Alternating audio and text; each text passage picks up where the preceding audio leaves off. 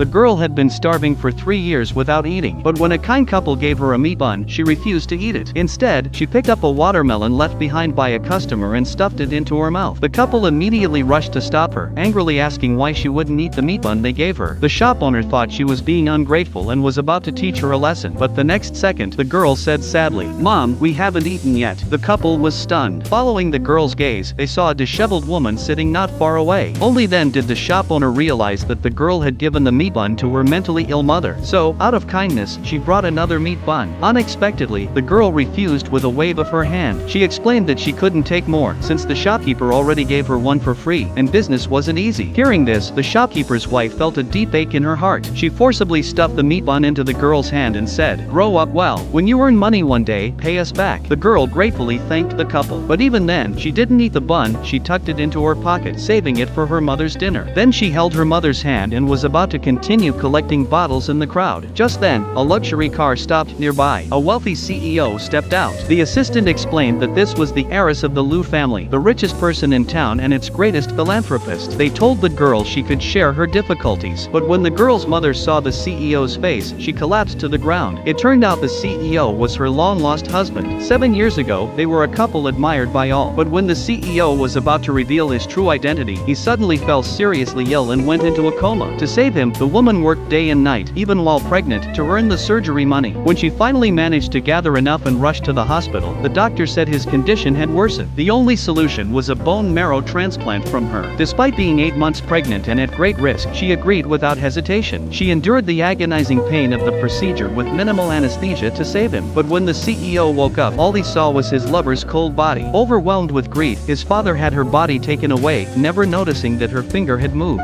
7 years passed. Every year, the CEO visited her grave. One day, on his way back, he saw the little girl praying by the roadside. Out of kindness, he stopped to help. But when the woman saw his face, fragments of memory returned. She rushed forward, grabbed his hand, and tried to see the wedding ring. The assistant, however, pushed her down, accusing her of trying to scam money. The girl tried to defend her mother but was also pushed to the ground. The CEO believed the accusations, thinking they were pretending to be crazy to get money. He threw a wad of cash on the ground and turned away. The woman collapsed under the pressure. The girl rushed to beg the CEO to help send her mother to the hospital, but he coldly pushed her aside. He had no idea that the two he abandoned were his wife and daughter. Fortunately, the kind couple helped and got the mother to the hospital, but the doctor said her condition had damaged her brain nerves from the emotional shock. She needed immediate brain surgery or she wouldn't survive 3 days. The surgery cost 400,000 yuan, leaving the girl in despair. Still, she didn't give up. At only 6 years old, she polished shoes on the street, handed out flyers under the scorching sun, and even drank water from trash bins. She carried a sign asking for help from kind strangers. When all efforts failed, she remembered hearing the assistant say the CEO was not only rich but also a great philanthropist who could help anyone in need. So, the little girl went to the Liu family villa and knocked on the door. Hearing that a little girl was looking for his son, the CEO's father was puzzled but told the butler to let her in. Seeing her shabby appearance, she felt deep pity and gently asked why the girl was looking for her son. The girl answered directly, she came to borrow money from the CEO. If she couldn't get the money, her mother might die. After saying this, the little girl hurriedly ran out. The old man's heart was in turmoil because he realized the girl looked exactly like his son when he was a child. So he immediately ordered the butler to take a strand of the girl's hair for a paternity test. Meanwhile, the CEO discovered that the wedding ring on his desk was missing, the only thing his wife had left him before her death, which he cherished dearly. He instantly ordered his assistant to search for it everywhere. Soon, reward posters were plastered all over the city. At that very moment, the girl was still worrying about her mother's surgery fee. When she saw the poster, she was horrified to recognize the ring. It was the same one her mother wore on her finger. Determined to save her mother, she went back to the hospital, slipped the ring off her mother's hand, and prepared to sell it for money. The CEO quickly drove to the hospital, but when he got out of the car, he saw the girl and recognized her as the scammer from earlier in the day. He angrily questioned why she was there. The innocent girl explained that she thought pawning the ring could raise money for her mother's treatment, but the assistant accused her, saying she must have stolen it earlier. No matter how the girl tried to explain, the CEO refused to believe her. He was convinced she stole the ring for money. He forcefully snatched it from her hand. Frightened, the girl panicked and bit his hand to break free.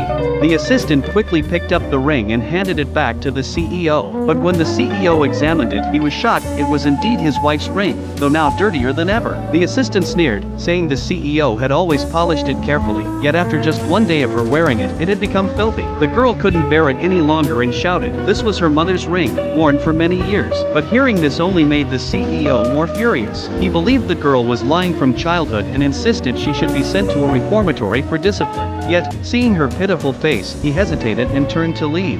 The girl, however, clung to his leg and begged him for 400,000 yuan to save her mother.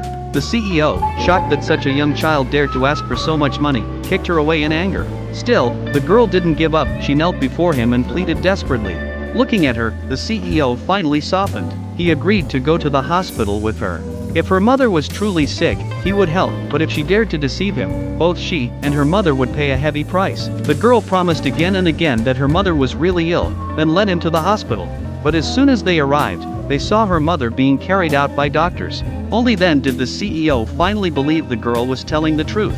The girl cried out in anger, asking the doctors why they were taking her mother away. The doctors explained that hospital rules had already been bent. They had allowed her mother to stay an extra day, but the payment only covered 2 days in the ward. The assistant again whispered to the CEO that this might all be an act. The CEO replied coldly, if they dared to deceive him again, even a child would pay a terrible price. Yet, in the next moment, the girl's cries of "Mom!" But as soon as the CEO saw her face, he finally realized that this poor lady was actually his missing wife, whom he had thought was dead, and that the girl was his biological daughter.